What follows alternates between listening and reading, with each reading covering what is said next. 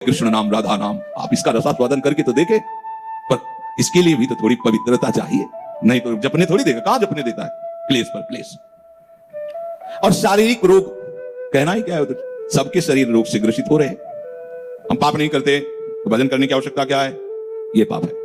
भजन के लिए जन्म मिला, भजन नहीं किया ना, तो जिस मन और तन से तुमने भोगों को भोगा, उनका चिंतन, उनकी क्रिया की, उन्हीं को रोग से ग्रसित करके उन्हीं की आसक्ति तुम्हें जलाएगी, दुर्गति करेगी। देखो ना, अनावृष्टि, अतिवृष्टि, भूकंप, वज्रपात, एक्सीडेंट, दैव दुर्घटना, ये आदि दैविक, और दूसरे मनुष्य, भूत, प्रेत, प्राणी, राक्षस, कीड़ा मकुड़ा, सांप बिच्छू, इनके द्वारा ये आदि भौतिक, इन तीन दुखों से कोई बच नहीं सकता। अगर बचना है तो भगवान की शरण लेना ही होगा। भजन क्यों करें, इसलिए करो, भजन करना ही होगा। हमने एक काफी धनी आदमी से मिले, जब भ्रमण करते थे, कई गाड़ियां उनके साथ, एकदम बाबूजी रो पड़ेगा। अब कोई ऐसी सुख सुविधा नहीं जो ना हो, जब जो चाहे। फैक्ट्रियों के मालिक थे, कानपुर फैक्ट्री इलाका बहुत है, उनका जब जो चाहे वो मिलता है, पर हर समय हृदय जलता रहता है, नींद नहीं आती, औषधि पे औषधि लेता हूं, सब बड़ा परेशान हो गया हूं। आपका नाम सुना था इसलिए आए यहां, हम कोई डॉक्टर थोड़ी। उनका सुना था कि आप, हम कहा लिखो, दवा लिखो, आज के बाद पर स्त्री से व्यभिचार नहीं करोगे, शराब नहीं पियोगे, मांस नहीं खाओगे, आप ये द्वित क्रीड़ा जुआ नहीं खेलोगे, नाम जपो इतने समय, और 10 बजे से लेट जाओगे, 4 बजे जग जाओगे, नींद आवे ना आवे, 2-4 दिन आप ऐसा कर, कभी दोबारा जिंदगी में नहीं। हमारी औषधि किसको बचेगी। कह रहे हैं कि जो परिग्रह मात्र को विष समझकर त्याग देता है, परिग्रह, जो भोग अच्छा लगता है उसको समीप रखने की इच्छा होती है, परिग्रह मात्र को, समस्त भोगों को विष की तरह त्याग कर कैसे प्रभु का भजन निरंतर हो, ऐसी जलन हर समय बनी रहती है, उसे तीव्र भगवत प्राप्ति की लालसा कहते हैं। तीव्र 4 प्रकार की बताएं। सबसे श्रेष्ठ भगवत प्राप्ति की लालसा है, कोई धर्म, कर्म, भोग, सामग्री, व्यक्ति, मित्र, किसी से मिलने की इच्छा नहीं, अब और कुछ करने की इच्छा नहीं, अब और कुछ भोगने की इच्छा नहीं, निरंतर भजन में डूबना। हम भगवत प्राप्ति की इच्छा नहीं कह रहे, निरंतर भजन में डूबना। हमारा केवल लक्ष्य हर समय प्रभु से जुड़े रहना, प्रभु, वो शरीर की चेष्टा, मन की चेष्टा, बुद्धि की, सबसे, इसे तीव्र लालसा कहते हैं। दूसरा, मध्यम, बहुत जलन हो रही है मन में, शरीर रोग से ग्रसित हो गया है, परमार्थ में चलने में ही सुना है कि अब मंगल हो सकता है। भोगों का त्याग करना कहते तो हैं संत जन, तो भोग का त्याग कर देना चाहिए या रहते हुए वहीं भजन का अभ्यास करना चाहिए, ये बहुत चतुर है मन। देखो, देखते हैं अभी तो घरे में रहकर, जैसे सुना सत्संग में कि ऐसा भोग त्याग करने से ही शारीरिक मानसिक सब क्लेश नष्ट होते हैं, भगवत भजन करना चाहिए त्याग करके। तो त्याग करें या घर में रहकर, घर में ठीक रहे, नहीं यार, त्याग तो करना ही पड़ेगा।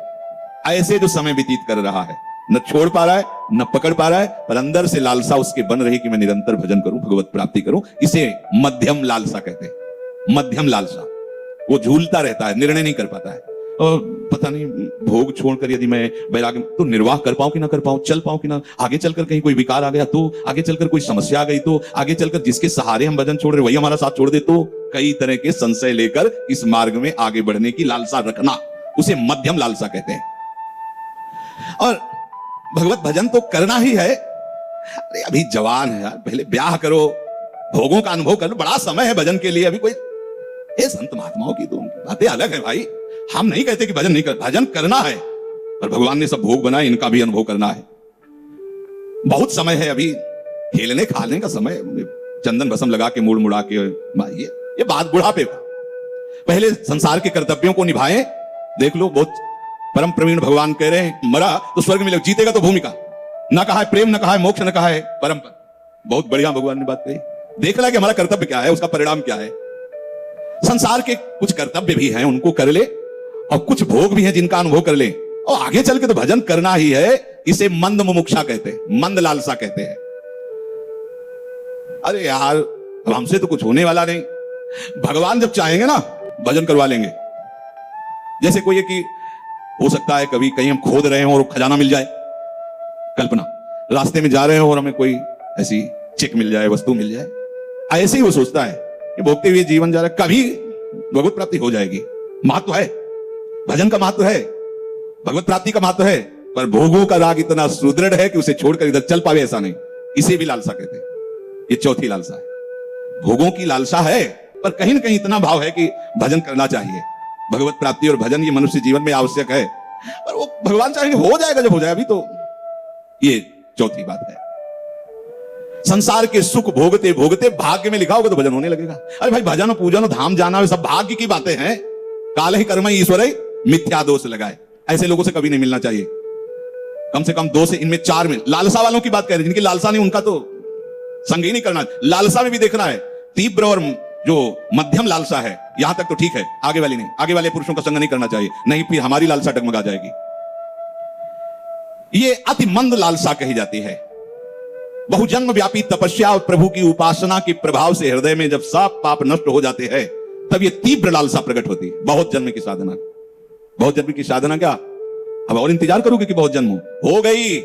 अनेक जन्मों की साधना का फल मिल गया, साधु समागम सत्संग। अब कोई जन्म नहीं, सत्संगति संसति कर अंत। अब हमारा समय आ गया है संसार से मुक्त होने का, भगवत प्राप्ति का। नहीं ये संयोग ही न बनता। तीव्र इच्छा उत्पन्न होने पर यस्तु तीव्र मुमुक्षु स्यात् सा जीवन नेव मुच्यते। दूसरी बात नहीं रहती, ध्यान रखना। जब तीव्र लालसा पैदा होती है तो उसको खूब समझाया जाए। धर्म ऐसा कहता है कर, तो कुछ समझ में नहीं आएगा, बस एक ही बात समझ में आएगी कि तुम यहां से चले जाओ, हमें भजन करने दो। रात दिन भजन और कुछ नहीं, कुछ समझ में नहीं आता। नहीं आता, गुरुजन समझाते तो भी समझ में नहीं आता। जब काशी में आश्रम से हट करके घाट में आए तो सुबह गुरुदेव भगवान आए, दंड लिए, साक्षात नारायण स्वरूप आए। देखा, साष्टांग प्रणाम किया, घाट में बुर्जे से बैठ गए। क्या उद्दंडता कर रहे हो? क्या है? बिना बताए छोड़ के वहां से चले आए, क्या है? उनका महाराज जी आपसे तो कोई छुपाव है नहीं। बद्री नारायण जाने के लिए वहां कोई संगोष्ठी कोई ऐसा था उत्सव, हृदय तैयार ही नहीं हो पा रहा था कि अभी हमें वस्तु की प्राप्ति हुई और मैं समाज ज्वाइन करूं और उत्सव ज्वाइन करूं, भंडारा ये सब। उनका महाराज जी आपसे हृदय की बात कहते हैं, हम घर से भागे थे भगवत प्राप्ति के लिए। अब जब तक हमारी समस्या का समाधान नहीं हो जाता ये सब हमें बिल्कुल अच्छा नहीं, हम साथ चल रहे थे महाराज, हमें बिल्कुल अच्छा नहीं लगा। आप आज्ञा भी करोगे तो हम असमर्थ हैं आपकी आज्ञा पालन करने। पता नहीं कौन सी सामर्थ्य जी जो उनसे बात करवा रहे थे। थोड़ी देर बैठे रहे तो उनका फिर ऐसा किया करो, आश्रम से भोजन ले आया करो, घाट में बने रहो। महाराज जी ऐसा भी नहीं हो सकता। जब हम सुबह आए थे तो महादेव जी की इच्छा से ऐसा हमारे हृदय में भाव आया कि आकाश वृत्ति से जीऊंगा। आकाश वृत्ति मतलब जो प्रभु भेज देंगे, और घाट में रहूंगा, किसी के आश्रम में नहीं जाऊंगा, प्राण चाहे निकल जाए।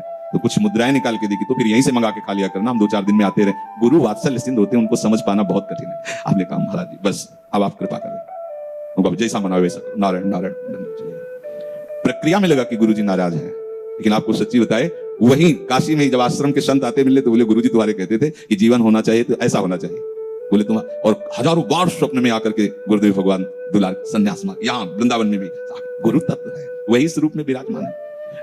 तीव्र लालसा प्रकट होने पर दूसरी कोई बात सुहाई, सच्ची मानी कोई बात। अगर कोई हमारी तरफ प्रणाम करने की मुद्रा में आ रहा था, जैसे काशी में घाटों, उठ के चल देना, बिल्कुल बात नहीं, वो स्वभाव ऐसा हो जाता, कुछ अच्छा नहीं करना, बस वो हाय हाय मचती है हृदय में। कैसे कैसे मुझे कैसे बोध हो, मुझे कैसे समझ में आवे जो शास्त्रों में लिखा है कि हृदय में ही प्रभु, कैसे अनुभव हो। जिस उपाय से उसे प्यारे का मिलन संभव दिखता है, लोक परलोक या किसी की कुछ भी परवाह न करके वो उसी उपाय में लग जाता है। प्रिय मिलन की उत्कंठा उसे उन्मत्त बना देती है। प्रिय की प्राप्ति के लिए तान मान धान धर्म कर्म सभी का त्याग कर देता है। तीव्र मुमुक्षु, तीव्र लालसायुक्त, अब बस प्रीतम प्रीतम, दूसरी कोई बात नहीं, अपने आप को न्यौछावर कर देता है प्रीतम पर। प्रीतम से मिलने को जिसके प्राण कर रहे हाहाकार, गिनता नहीं मार्ग की कुछ भी दूरी को वह किसी प्रकार, नहीं ताकता किंचित भी सत सत बाधा विघ्नों की ओर, बस दौड़ छूटता जहां बजाते मधुर बंसुरी नंद किशोर। प्रीतम के लिए प्राणों को हथेली पर लिए वो साधक दौड़ पड़ता है भगवत प्राप्ति के लिए। उसके प्राणों में केवल व्याकुलता रहती है। अनादिकाल से अब तक इच्छाएं उसके हृदय में मथती रही, अब सब इच्छाएं भस्म हो जाती है, केवल एक भगवत चिंतन, भगवत भजन। प्राण उसके व्याकुल होते हैं। लेकिन यह ध्यान रखा जाए कि इस धरा में जब प्राण व्याकुल होते हैं तो आनंद समुद्र के ऊपर होते हैं। जैसे मीरा जी कहती, जो मैं ऐसा जानती प्रीति की दुख होए तो नगर ढिंडोरा पीटती, अजी प्रीति न करियो कोई, तो कोई ये ना सोचे कि कोई दुखद बात कह रही मीरा जी, उस आनंद समुद्र की व्याकुलता की बात कह रही। वो ऐसा दुख नहीं होता कि जैसे संसार में संयोग वियोग जनित हर्ष शोक होते रहते हैं। एक परमानंद की, ये वही जानता है जिसके हृदय में होती है। कह जाने दिलापनो या जा सिर बीती होए।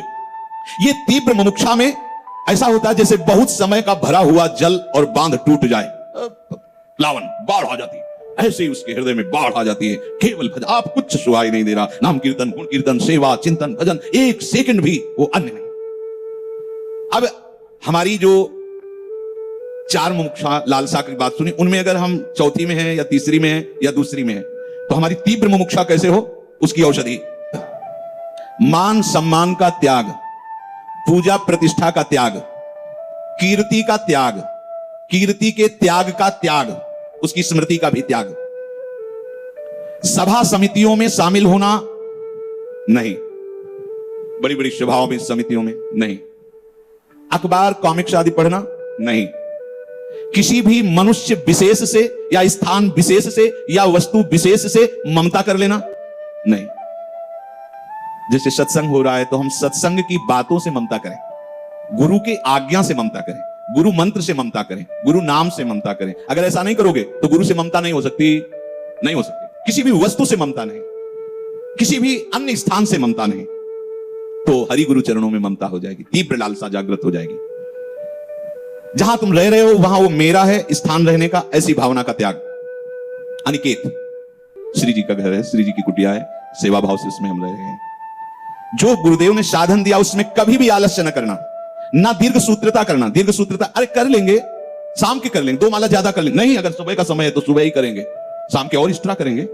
आलस्य नहीं, दीर्घ अरे प्रमाद नहीं, गुरु के वचनों पे अश्रद्धा नहीं, क्योंकि जब सदगुरुदेव के वचन प्रकट होते हैं तो हमारी बुद्धि उनको फिल्टर करना शुरू कर देती है।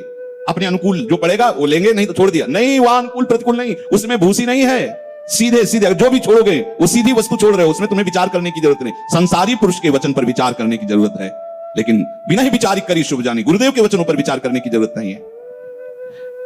कभी किसी से अपनी बात को नहीं कहना।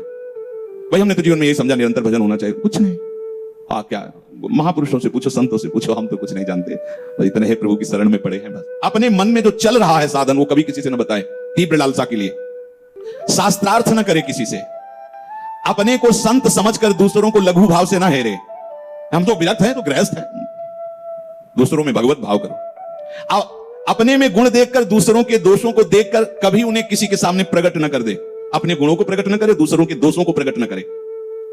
किसी भी मनुष्य का कभी भी अपमान न करे, किसी की निंदा न करे, पर चर्चा न करे, कोई नौटंकी नाटक न देखे, सिनेमा न देखे, असत्य साहित्य न पढ़े, अशास्त्रीय कार्य न करे, बड़ों को देखते ही सम्मान मुद्रा में हो जाए। गुरुजन है, संत खड़े हो गए, हाथ जोड़ लिया, ग्रीवा झुका। इससे तीव्र लालसा प्रकट होगी भगवत प्राप्ति की। किसी के भी बुरे से बुरे कर्म देखकर उसे घृणा न करे। कर्म घृणित है, लेकिन जो अंदर विराजमान तत्व गोविंद ही है। हमें अंदर की बात देखनी, सब में मेरा प्रभु रमा है। क्रिया उसकी घृणित है, लेकिन जो अंदर है वो प्रभु है। हम उस प्रभु को प्रणाम करते हैं। माया जनित क्रिया से हमारा कोई लेना देना नहीं। कैसी भी विपत्ति हो किसी का सहारा ना लेना है ना, जान बाहो प्रभु, केवल उन्हीं का, दूसरे से नहीं। कभी घबरा ना जाना, कैसी भी समस्या हो केवल प्रभु की तरफ देखना, घबराना नहीं।